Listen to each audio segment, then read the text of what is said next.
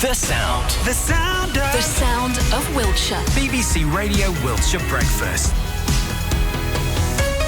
BBC Radio Wiltshire. But now I must move on and play a bit of Chucky Egg. Here I am, Hen House Harry. Catching all me eggs. It's English Tourism Week, and to mark it, we've been all over the county, and today we are at the Computing Museum in Swindon with Karen Gardner, and she was the one who mentioned Chucky Egg earlier on, because I mentioned the BBC computers that teachers like Mr. Wynne, when I was 8 years old, used to swing through the door on its little trolley, Karen, and we would all gleefully say, Mr. Wynne, can we play Chucky Egg or Granny's Garden? And they've got a version of Chucky's Egg where you have, haven't they?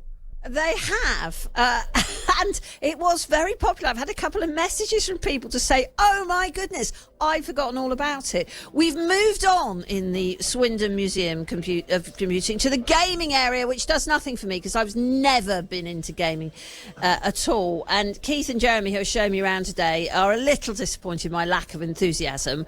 But, you know, I recognise the quality of the screens and the longevity of some of these games. And I also, when I see a Game Boy in colour, it makes me flinch because of just how much money I've spent on things like that for my children over the last few years. But this is a real hands-on period.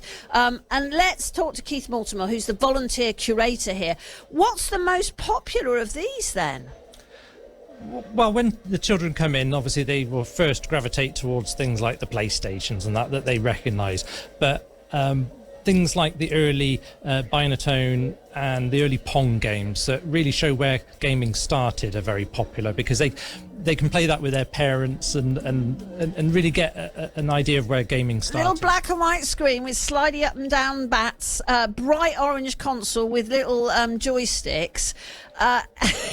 Simple, probably quite inexpensive at the time. Well, relatively inexpensive, but I mean, the massive growth of these type of things. There was a chip that was sold that all these manufacturers could get into making a games console and selling them in department stores. And we're talking, you know, there weren't dedicated computer stores back then. These were sold in department stores for the family to buy. And my first gaming experience was with one of these type of machines. And they're just so fun still. You're bearing up very well for someone who spent far too much gaming. Let's talk to Jeremy Holt, founder, conceiver, IT lawyer originally. So you got involved in some of this stuff down in the weeds quite early. I did. I shared a house with a number of people who worked in the IT industry when I first went to London, and so I read the magazines that they had, and I can remember working on a case involving computers at work, and at the end I thought, gosh, that was really very interesting, because I love following what's going on in the IT industry. So it was the IT industry that interested me rather than the nuts and bolts of the computer itself. And then word went out that there was some mad lawyer who was interested in computers, and clients fell through the door. And now, having conceived and eventually 21 years establishing this, we've got, you know, beautiful glass cases revolving here with right from very, very early on, rather battered looking plastic games consoles, right up to things that people would have treasured just a few years ago. It moves on. How do you keep up? Because everything's go obsolete so quickly. You've got a new tranche of potential exhibits every 2 years. You're right. We have to be quite careful about what we take. It's really Keith's job to decide what we take. But we do have sort of anguished discussions sometime about what will people be interested in 50 years' time after we've all been and gone. What will they be interested in? Because there may well be things that we don't regard as being particularly important, but yet will be of very great interest to them because we no longer do it that way, or because something terrible happened later on. So it's an interesting question. If you're running a museum, what do you decide to keep, and how many of those? We aim to have at least 2 working examples of any home computer that there's ever been. That's our collection policy. No wonder you're looking for more storage space. Keith, you could do with another bit of help, which is a bit of help with education here.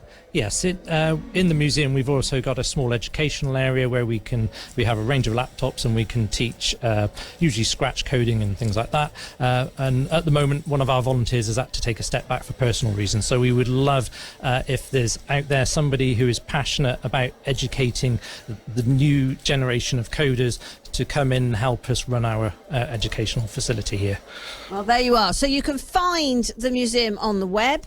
And I have sent you a photograph, Ben, of your little professor calculator. You haven't. But via which medium? Look at your email. Which conduit? Look at your email. Me email. I'll check my email. Okay, hang on a second. Let's see if this works.